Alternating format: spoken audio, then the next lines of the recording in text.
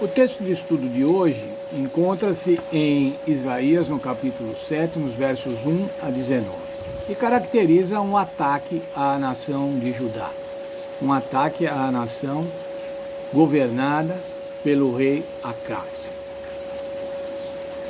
O que acontecia? Qual era a situação política no momento? Bem, a Síria, que era reinada por Rezim, e Israel, que era representado por Peca, queriam anexar Judá para poder lutar contra a Síria. Eles entendiam que precisavam da ajuda de Judá para lutar contra a Síria, que se apresentava um império em expansão. Desde o ano 745 a.C., quando Tiglat-Pileser III passou a reinar sobre a Síria, essa nação estava implementando uma política de ocupação dos povos e dos reinos do Oriente Médio. Judá, irmãos, Acás reinou do ano 735 até o ano 716. Ele passou a reinar com 20 anos de idade, portanto um menino. E ainda, agora, ele estava sob essa ameaça, sob esse perigo. Veja lá o texto de Isaías, nos capítulo 7, versos 1 e 2. Sucedeu que nos dias de Acás, filho de Jotão, filho de Uzias, rei de Judá, que Rezim, rei da Síria, e Peca, filho de Remalias, rei de Israel, subiram a Jerusalém para pelejarem contra ela, porém não prevaleceram contra ela. Deu-se aviso à casa de Davi: a Síria está aliada com Efraim. Então ficou agitado o coração de Acás e o coração do seu povo, como se agitam as árvores do bosque com o vento. Bem, eles subiram contra Judá, portanto não conseguiram, não prevaleceram, mas o que tudo indica, eles estavam fazendo um sítio, estavam sitiando Jerusalém. E agora o que aconteceu com o rei? Os versos 1 e 2 que lemos, assim, ele ficou agitado. Em algumas palavras, em algumas outras traduções, versões da Bíblia, diz assim, ele estremeceu de medo como as árvores durante uma tempestade. Vocês já viram como ficam as árvores na tempestade, com vento, agitadas? Outra versão diz assim, ele temeu tanto, ficou com tanto medo, que tremia como vara verde. Por conta disso, o que ele fez? Ele resolveu submeter-se a Tiglat-Pileser. Ora, se a Síria e Israel, que são inimigos da Assíria, querem lutar contra mim, eu vou me associar com a Assíria, com Tiglat-Pileser. Para isso ele pagou presentes. Ele começou a agradar, ele quis agradar a esse rei ímpio. Que jeito? Com ouro, com prata, que ele tirou do templo e que ele tirou do palácio real. Veja, irmãos, tirou o ouro do templo. Isso era uma coisa inadmissível, tirar ouro do templo do Senhor, da habitação do Senhor, para entregar a um rei ímpio para pedir proteção. Ele não contou com a ajuda do Senhor, e sim com a ajuda de estranhos, com a ajuda de estrangeiros, de gente ímpia. E por que aconteceu isso, irmão? Por que o rei de Israel, num momento de crise, não procurou a Deus e foi procurar os estrangeiros? Bem, se a gente olhar as obras de Acás, isso está lá no livro de Reis e Crônicas, nós vamos ver entre as coisas que ele fez, ele queimou seu filho em sacrifício, ele praticou a idolatria, queimou incenso nos altos e outeiros e debaixo de toda árvore frondosa, mas ainda fez imagens fundidas de balaíns.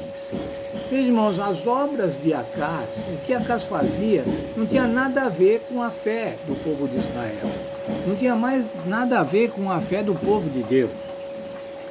E eu quero ler com os irmãos o texto de Tiago capítulo 22, Tiago capítulo 2, verso 22. Falando sobre a fé e as obras, está falando aqui, Tiago está falando sobre Abraão e Isaac. Vês como a fé operava juntamente com as obras, com efeito, foi pelas obras que a fé se consumou, ou a fé se completou, ou a fé foi aperfeiçoada. As obras, irmãos, elas não servem para a nossa salvação. Nós somos salvos pela fé em Senhor Jesus, em Cristo Jesus. Mas as obras, irmãos, são o exercício da fé. As obras da fé. As obras aumentam a nossa fé ou reduzem a nossa fé, dependendo das obras que fizermos. E as obras de Acas, irmãos, todas essas obras de idolatria, elas fizeram com que ele perdesse totalmente a fé, com que a sua fé morresse. E na hora da necessidade, se ele não tinha fé em Deus, a quem queria buscar? Buscar aos homens, buscar a quem ele achava que podia auxiliar. E aí no texto de Jeremias, irmão, Jeremias capítulo 12, verso 5, eu não conhecia esse verso, mas é muito interessante esse verso. Veja lá o que ele diz. Se correr com os homens te deixa cansado, como poderá competir com cavalos? Se tropeças e cai em campo aberto, o que fará nas matas junto ao Jordão?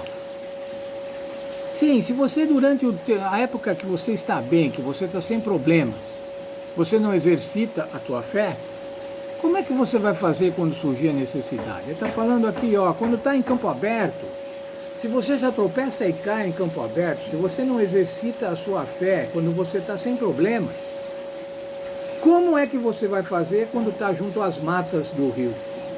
As matas do rio são as matas ciliares, não é, irmãos? A gente fala muito, tem falado muito o pessoal da ecologia com relação ao pessoal do meio ambiente, com relação às matas ciliares, a necessidade daquelas matas às margens do rio, e elas são densas, elas são intrincadas.